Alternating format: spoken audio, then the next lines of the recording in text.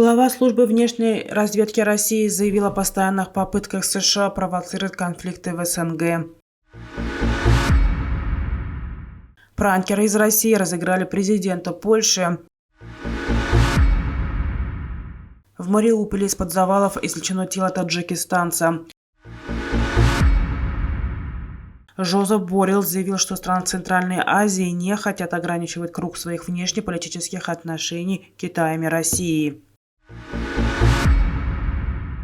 Служба внешней разведки России постоянно фиксирует попытки США и других стран Запада найти болевые точки, чтобы спровоцировать конфликты на пространстве СНГ. Об этом заявил глава ведомства Сергей Нарышкин.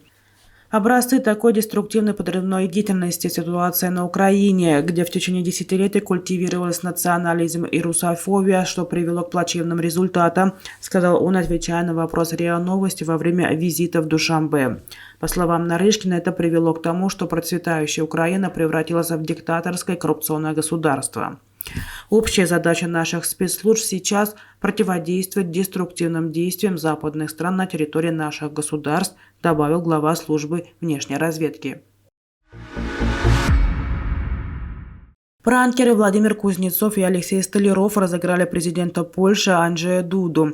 Думая, что разговаривая с французским коллегой Эммануэлем Макроном, польский лидер заявил, что не хочет начала войны с Россией, поэтому крайне осторожен, когда делает заявление по поводу падения ракеты в Польше.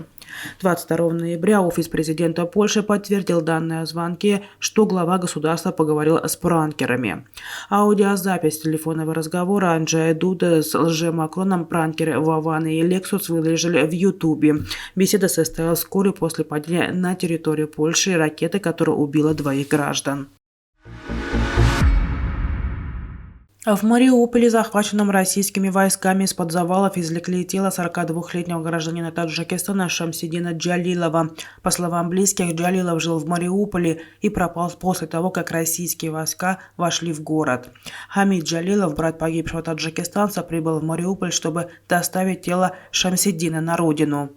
Личность брата была установлена по документам, тело опознать просто невозможно, сказал он в беседе с радио «Азовди» 22 ноября. Шамсидин Джалилов погиб при наступлении российских войск или при разрушении от ракетного удара дома, в котором он жил, неизвестно. Хамид Джалилов сказал, что причина гибели брата остается невыясненной. После начала войны с Украиной город Мариуполь в течение многих недель был осажден российскими войсками, а с середины мая оккупирован.